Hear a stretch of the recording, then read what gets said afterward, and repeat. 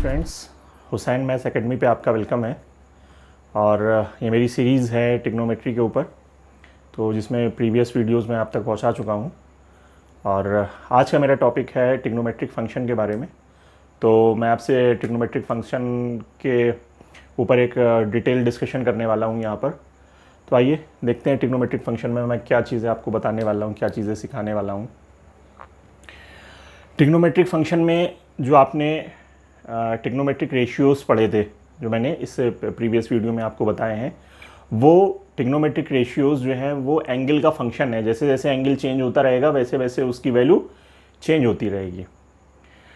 तो वही 6 trigonometric ratios जो हैं उन्हीं को जो है हम फंक्शन बना देते हैं एंगल का। तो जिसमें से सबसे पहला ट्रिग्नोमेट्रिक फंक्शन मैंने लिया है y is equal to sine theta. y is equal to sine theta. मैंने एक कर्व पहले से ही बना लिया था ताकि आपका टाइम थोड़ा सा सेव हो जाए, नहीं तो इसमें मुझे टाइम लग जाता बनाने में कर्व को। तो y is equal to sine theta के कर्व को देखते हैं, इससे क्या इन्फॉर्मेशन मिलेगी। तो देखिए इस कर्व को, 0 पे इस कर्व की वैल्यू 0 है, फिर π/2, उसके बाद पाई, 3π/2, 2π।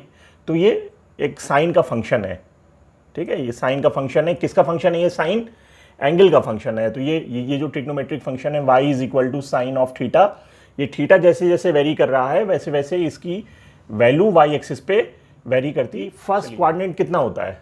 फर्स्ट क्वाड्रेंट होता है 0 से लेकर 90 डिग्री। तो 0 से लेकर 90 डिग्री में साइन की वैल्यू कैसी आ रही है? देखिए इस कर्व में 0 से लेकर 90 में जब एंगल 0 से 90 डिग्री तक है तो इसकी जो वैल्यूज आ रही हैं वो सारी एक्स एक्सिस से अपवर्ड आ रही हैं। सारी वैल्यू अगर एक्स एक्सिस से अपवर्ड आ रही हैं इसका मतलब ये है कैसी वैल्यूज हैं? ये सारी पॉजिटिव वैल्यूज हैं। तो 0 से 90 डिग्री में फर्स्ट क्वाड्रेंट में इसकी वैल्यू होगी पॉजिटिव। उसके बाद सेकंड क्वाड्रेंट में π/2 से पाई अभी भी एक्स एक्सिस से ऊपर है, एक्स एक्सिस से ऊपर है मींस पॉजिटिव। यहां भी पॉजिटिव और यहां भी पॉजिटिव। उसके बाद पाई से 3π/2, 180 से 270, 180 यहां लिख दीजिए 270, 180 से 270, 180 से 270 वैल्यू कैसी आ रही है इसकी? ये कर्व एक्स एक्सिस से नीचे आ गया है, एक्स एक्सिस से नीचे आ गया, एक्स एक्सिस से नीचे आ गया। तो वाई की वैल्यू कैसी मिल रही है इसको? निगेटिव मिल रही है। तो ये हो गया भाई निगेटिव। फोर्थ क्वाड्रेंट में चलते हैं। फोर्थ क्वाड्रेंट कहां से कहां तक है? 270 से +270 से +360 डिग्री तक, ठीक है। तो 270 ये हो गया आपका, 3π/2 कितना हो गया? 270 हो गया, और 2π 360 डिग्री हो गया। तो 270 से 360 तक आपको वैल्यूज कैसी मिल रही है? कर्व कैसा है? y एक्सिस के, x एक्सिस के नीचे है, x एक्सिस के नीचे है तो y की सारी वैल्यूज आपको निगेटिव मिल रही है। तो यहां भी निगेटिव। क्या रिजल्ट मिला यहां से? यहां से रिजल्ट ये मिला हमको कि जो साइन का कर्व होता है ये फर्स्ट क्वाड्रेंट में, सेकंड क्वाड्रेंट में पॉजिटिव होता है, थर्ड क्वाड्रेंट में, फोर्थ क्वाड्रेंट में निगेटिव होता है। और ये एक पीरियोडिक फंक्शन है जो 2π के बाद रिपीट कर जाएगा। मैंने जो है वो सिर्फ एक पीरियड 0 से 2π के बारे में आपको यहां एक्सप्लेन कर दिया है। ये आपको कर्व याद रखने की जरूरत नहीं है निगेटिव पॉजिटिव के लिए। मैं अभी आगे चल के आपको एक ट्रिक बताऊंगा, वहां से आपको ये चीज़ क्लियर हो जाएगी किस फर्स्ट क्वाड्रेंट में कौन कौन पॉजिटिव होगा, सेकंड में कौन कौन पॉजिटिव होगा, थर्ड में कौन पॉजिटिव होगा, बाकी कौन निगेटिव होंगे, फोर्थ में क्या सिचुएशन होगी। सारी चीज़ों का मैं अभी कंक्लूजन दे दूंगा आपको इस वीडियो के लास्ट तक। लेकिन जब तक चीज़ों को समझिए कि वो जो पॉजिटिव निगेटिव हम लोग करते हैं कि फर्स्ट में ये पॉजिटिव हो गया, फर्स्ट में सारे पॉजिटिव हो गए, सेकेंड में ये पॉजिटिव है वो निगेटिव है, थर्ड में ये पॉजिटिव है वो निगेटिव है, फोर्थ में ये पॉजिटिव है वो निगेटिव है। तो ये चीज़ें आती कहाँ से हैं? वो यहीं से आती हैं, वो कर्व से आती हैं। कर्व में जब उसकी वैल्यू पॉजिटिव होती है तो वो पॉजिटिव हो गया, कर्व में जब उसकी वैल्यू निगेटिव हुई, निगेटिव कहां कहां हो रही है? साइन का कर्व देखिए, साइन का कर्व नीचे कहां कहां आ रहा है? पाई से 2π तक, पाई से 2π, पाई से 2π मींस 180 से 360 डिग्री तक, 180 से 360 डिग्री तक ये कर्व नीचे है, इसलिए इसकी वैल्यू यहां पर निगेटिव है और यहां पर निगेटिव है। इसी तरह सारे ट्रिग्नोमेट्रिक फंक्शन के लिए हम लोग ये स्टडी करेंगे एक एक करके। अच्छा, ये क्या किया है मैंने इस फंक्शन को 0 से लेके π/2 तक इसको जूम कर दिया है, ठीक है। जूम क्यों किया है? जूम मैंने इसलिए किया है कि मैं यहां पर आपको इसकी वैल्यूज़ दिखाना चाह रहा था कि आपको इसकी वैल्यूज़ क्या होंगी किसी पार्टिकुलर एंगल पर। वो एंगल जो बहुत ज़्यादा यूज़ होते हैं, जैसे 0 डिग्री है, 30 डिग्री है, 45 डिग्री है, 60 डिग्री है और 90 डिग्री है। तो इनकी वैल्यूज़ मुझे यहाँ रिप्रेजेंट करनी थी। तो 0 पे मैंने देखिए 0 लिया है, sine of 0 0, sine of 30 degree half, sine of 45 degree 1/√2, sine of 60 degree √3/2 और साइन ऑफ 90 डिग्री 1। अब अगर बच्चों को याद करना हो साइन की वैल्यूज़, तो अगर स्टूडेंट हाई स्कूल तक है तो फिर वो पूरी टेबल बनाएगा, पूरी टेबल बनाने के बाद बनाएगा, उसको लिखेगा, फिर सब ट्रांसफॉर्म करेगा, ट्रिक लगाएगा, तो उसको डायरेक्ट वैल्यूज़ नहीं याद होती हैं। तो मैं चाहता हूं कि आप लोग को डायरेक्ट वैल्यूज़ याद हों, आप वो टेबल ना फॉर्म करें। ठीक है, वो टेबल फॉर्म करेंगे तो कॉम्पिटेटिव एग्जाम के लिए वो बेहतर नहीं है। ठीक है, वो वेस्टेज ऑफ टाइम है। कॉम्पिटेटिव एग्जाम में अगर आप टेबल बना रहे हैं, वैल्यूज़ आपको डायरेक्ट याद नहीं है, तो बेहतर नहीं है मेरे हिसाब से। तो आपको ये डायरेक्ट वैल्यूज़ याद करने का क्या है, 0 का मतलब ये y = साइन ऑफ थीटा जो है, इसका मतलब यह है कि हमें पहाड़ पे चढ़ना है। ठीक है, ये पहाड़ है, इसके ऊपर हमें मूव करना है। तो पहाड़ पे कहां से चढ़ेंगे आप? ग्राउंड लेवल से चढ़ेंगे। तो ग्राउंड लेवल को क्या बोला गया है? ग्राउंड लेवल को 0 बोला गया है। ठीक है, और पहाड़ के टॉप हाइट कितनी है? टॉप हाइट 1 है। तो 90 डिग्री जब आप पहुंचेंगे तो आप पहाड़ पे चढ़ जाएंगे। ठीक है, ये ऐसे ही मैं बता रहा हूं आपको। ठीक है, एक ऐसे याद करने की ट्रिक बना सकते हैं आप इसको, कि साइन 0 पे 0 होगा और 90 डिग्री पे क्या है, आप पहाड़ पे चढ़ गए, क्योंकि आपको पहाड़ पे चढ़ना है। इसके कितने बीच में कितने इंटरवल हैं, मतलब बीच में कितने इसके स्टेप्स हैं? पहला स्टेप जो है, जो पहला पड़ाव है इसका, वो है हाफ। यानी जब आप 30 डिग्री पे होंगे तो आपका फर्स्ट बस था, उसको क्या बोलेंगे यार तो ये कर्व कैसा है? साइन का कर्व है कि आप पहाड़ के ऊपर मूव कर रहे हैं। तो आप मूव करेंगे 0 डिग्री से, ग्राउंड से मूव करेंगे, तो ग्राउंड का मतलब हो गया 0 डिग्री। उसके बाद जो फर्स्ट हाल्ट होगा आपका, जब आप अपनी ट्रिप स्टार्ट करेंगे, तो आपका जो पहला हाल्ट होगा वो हाफ ऑफ द डिस्टेंस होगा। ठीक है, हाफ ऑफ द डिस्टेंस कितना? पूरा डिस्टेंस 1 है, तो हाफ ऑफ द डिस्टेंस हो गया हाफ। ठीक है, शुरू में बहुत ज़्यादा एनर्जी है, इसलिए काफ़ी तेज़ी से चढ़ गए आप, हाफ तक पहुंच गए, हाफ ऑफ द डिस्टेंस। उसके बाद आपका रेट पहाड़ पे चढ़ने का वो स्लो हो जाएगा। ठीक है, क्योंकि फिर आगे का रास्ता इतना इजी नहीं होता है, बहुत ज़्यादा हाइट पे जाने के बाद आपकी स्पीड स्लो हो जाएगी। तो सेकेंड हाल्ट है आपका 45 डिग्री पे। 45 डिग्री पे वैल्यू कितनी है? 45 डिग्री पे वैल्यू है 1/√2। और थर्ड हाल्ट है आपका 60 डिग्री पे, जो है √3/2। और फोर्थ जो है, आप directly top of the peak, जो इसकी पीक है, इस माउंटेन की जो पीक है, वो आपने अचीव कर लिया है। तो ये सारी चीज़ें ऐसे ही बस बता रहा हूँ आपको, कि अगर आपको याद रखना है तो 0 से स्टार्ट होगा, क्योंकि पहाड़ी पे चढ़ना है आपको।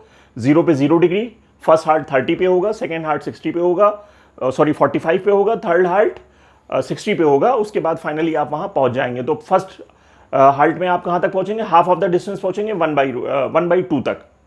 सेकेंड हार्ट पे 1/√2 और थर्ड हार्ट पे √3/4 और फोर्थ पे फाइनली आप जो है वो पीक पे पहुँच जाएंगे। तो आपको टेबल याद करनी है, मैं उसको प्रीफर नहीं करूँगा कि आप वो बनाइए और वो सारी चीज़ें करिए। चलिए, उसके बाद क्या करना है? आइए, तो ये साइन की जो इन्फॉर्मेशन थी वो मैंने बता दी है। कैसा फंक्शन है ये? इंक्रीजिंग फंक्शन है, कंटिन्यू वैल्यू इसकी बढ़ रही है। अगर आप इसका स्लोप लेंगे तो हमेशा जो है उसका स्लोप पॉजिटिव आएगा। तो साइन जो है वो 0 से लेकर π/2 तक इंक्रीजिंग फंक्शन है, π/2 से लेकर 3π/2 तक डिक्रीजिंग फंक्शन है, और 3π/2 से वो फिर आगे इंक्रीजिंग फंक्शन हो जाएगा। जब हम मैक्सिमम मिनिमम पढ़ेंगे तो वहां पर इसकी डिटेल डिस्कशन करेंगे। अभी इसके बारे में बहुत ज़्यादा बात नहीं कर रहे हैं। अभी तो हमें क्या देखना है? इसका साइन देखना है कि किस कोऑर्डिनेट में पॉजिटिव है, किस कोऑर्डिनेट में निगेटिव है, और कहां पर इसकी क्या क्या वैल्यूज हैं। तो जो पार्टिकुलर एंगल्स मैंने लिए हैं, 0 डिग्री, 30 डिग्री, 45 डिग्री, 60 डिग्री और 90 डिग्री। 0 पे 0, 45 पे 1/√2, 60 पे √3/2 और उसके बाद 90 पे आप पहुंच गए हैं अपनी डेस्टिनेशन को। सेकंड कर्व लिया है मैंने y = cos थीटा। तो cos थीटा कैसा है? आप साइन पे तो आप पहाड़ पे चढ़ गए थे, cos थीटा में आपको पहाड़ से नीचे उतरना है। तो जब पहाड़ से नीचे उतरेंगे आप, ये देखिए मैंने उसको जूम कर दिया है, 0 से 90 डिग्री को यहाँ पे जूम कर दिया है। ठीक है, जूम करके आपको दिखाया है। तो जब आप पहाड़ से नीचे उतरेंगे तो पहाड़ पे आप, ये 0 डिग्री है, ये 0 डिग्री है, ये 0 डिग्री है। 0 डिग्री पे कहां पर हैं आप? 0 डिग्री पे आप हैं पहाड़ के ऊपर। उसके बाद जब 30 डिग्री है, 30 डिग्री मीन्स फर्स्ट हाल्ट है आपका।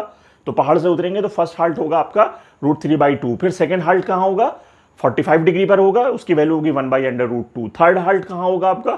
थर्ड हाल्ट होगा 60 डिग्री पे, उसकी वैल्यू होगी हाफ। और फाइनली फोर्थ आप ग्राउंड पर आ जाएंगे। अच्छा, एक इन दोनों में इंटरेस्टिंग पॉइंट है। इंटरेस्टिंग पॉइंट ये है कि 45 डिग्री पर दोनों की वैल्यू 1/√2 है। इसका मतलब जो इनका सेकेंड हाल्ट है, सेकेंड हाल्ट जो है साइन का और कॉस का, साइन का जो सेकेंड हाल्ट है उस पर 45 डिग्री पे 1/√2 है, और कॉस का भी जो सेकेंड हाल्ट है 45 डिग्री उस पर भी वैल्यू 1/√2 है। इसका मतलब ये जो इधर से जा रहे हैं और जो उधर से लोग आ रहे हैं ये दोनों 45 डिग्री पे मिलेंगे, एक दूसरे से हाय हेलो करेंगे। ठीक है, तो 45 डिग्री जो है ये मीटिंग पॉइंट है किसका किसका, साइन का और कॉस का। बस फर्क ये है कि साइन में लोग ऊपर जा रहे हैं और कॉस में ऊपर से नीचे आ रहे हैं, तो दोनों की वैल्यू 45 डिग्री पर कितनी है, 1/√2 है, सेम वैल्यू है क्योंकि ये मीटिंग पॉइंट है दोनों का, सेकेंड हाल्ट। चलिए उसके बाद थर्ड हाल्ट और फोर्थ हाल्ट पे फोर्थ राउंड में वो आ गए अपना ग्राउंड पे आ गए, 0 पर आ गए। तो ये कॉस के बारे में मैंने आपको बता दिया। कॉस कैसा फंक्शन है, कॉस 0 से π/2 तक डिक्रीज हो रहा है, फिर π/2 से पाई तक फिर डिक्रीज हो रहा है, फिर पाई से इंक्रीज करेगा और 2π तक इंक्रीज करता रहेगा। तो ये सारी चीजें इसके अंदर। थर्ड ट्रिग्नोमेट्रिक फंक्शन ले लेते हैं। थर्ड ट्रिग्नोमेट्रिक फंक्शन क्या है, y = tan थीटा है। कर्व मैंने यहाँ पे बना दिया है। कर्व कैसा है ये देखिए जरा, 0 से π/2, 0 से π/2 इंक्रीजिंग फंक्शन है, फिर π/2 से पाई, π/2 से पाई भी इंक्रीजिंग है, वैल्यू बढ़ रही है, पाई से 3π, 3π/2 कर्व इंक्रीजिंग है। ठीक है, तो ये कंटिन्यू इंक्रीजिंग फंक्शन है। ठीक है, आइए वैल्यूज देख लेते हैं। वैल्यूज देखने के लिए यहां पर इसको जूम करते हैं।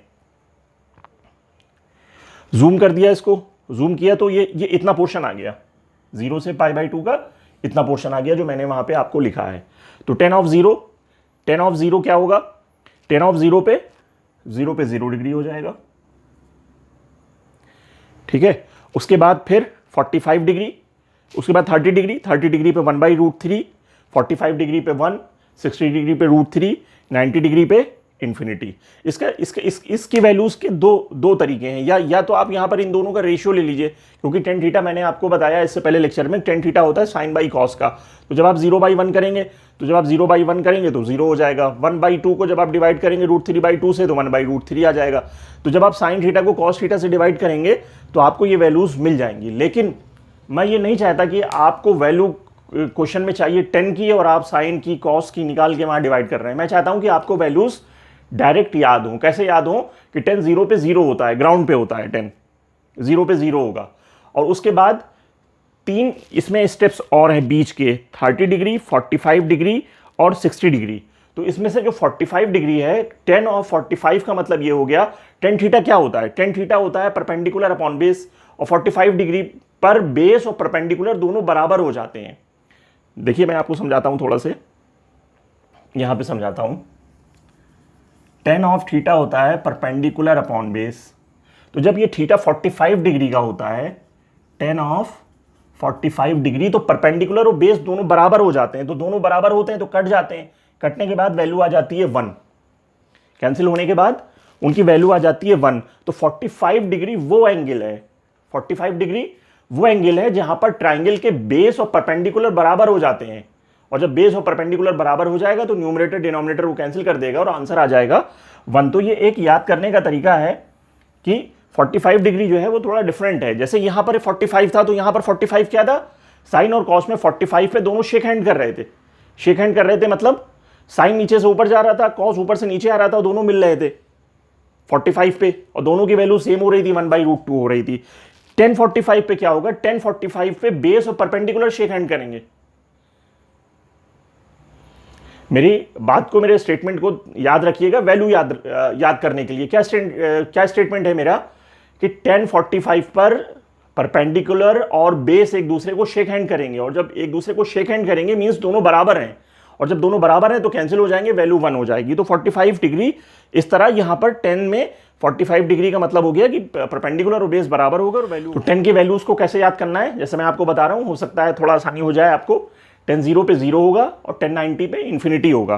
ठीक है, tan 90 पे देखिए इन्फिनिटी को जा रहा है, यहां पे भी इन्फिनिटी को जा रहा है। तो याद करने का तरीका क्या है, tan 0 पे 0, tan 90 पे इन्फिनिटी, tan 45 पे 1। 45 कौन सी पोजीशन है जहां पर ये दोनों शेक हैंड करेंगे, बेस और परपेंडिकुलर बराबर हो जाएंगे, तो tan 45 पे हो गया 1। अब यहां पर दो वैल्यूज और बच रही हैं, एक बच रही है 30 डिग्री और एक बच रही है 60 डिग्री। तो 30 डिग्री पे वैल्यू हो जाएगी 1/√3 और 60 डिग्री पे वैल्यू हो जाएगी √3। ठीक है, तो इन दोनों में अगर किसी को कंफ्यूजन हो कि 30 डिग्री पे और 60 डिग्री पे, तो छोटे पे छोटा और बड़े पे बड़ा। tan ऑफ 30 क्योंकि इंक्रीजिंग फंक्शन है, इंक्रीजिंग फंक्शन है ना, मैंने आपको बताया। तो जब थीटा कम होगा तो वैल्यू कम होगी, और जो थीटा ज़्यादा होगा तो ज़्यादा होगा। तो थीटा 30 डिग्री और 60 डिग्री में कम कौन है? 30 डिग्री कम है, तो 30 डिग्री पे वैल्यू कम होगी, 1/√3 होगी।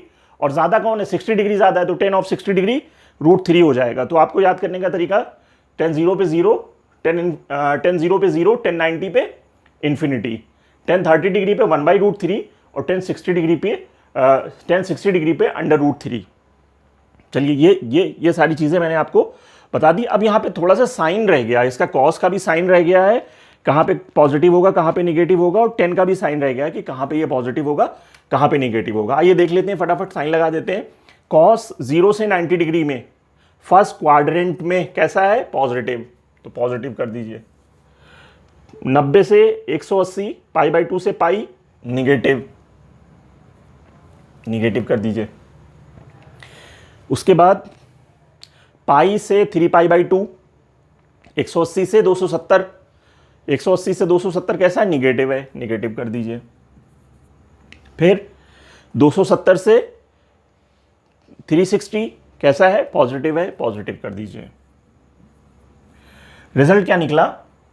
कॉस फर्स्ट और फोर्थ क्वाड्रेंट में पॉजिटिव होता है, सेकंड में और थर्ड में निगेटिव होता है। आइए tan के साथ भी देख लेते हैं वैसे ही। tan 0 से π/2 कैसा है? पॉजिटिव। उसके बाद π/2 से पाई नीचे चला गया, एक्स एक्सिस के नीचे चला गया, एक्स एक्सिस नीचे चला गया मींस निगेटिव। पाई से 3π/2 एक्स एक्सिस के ऊपर मींस पॉजिटिव। ठीक है। उसके बाद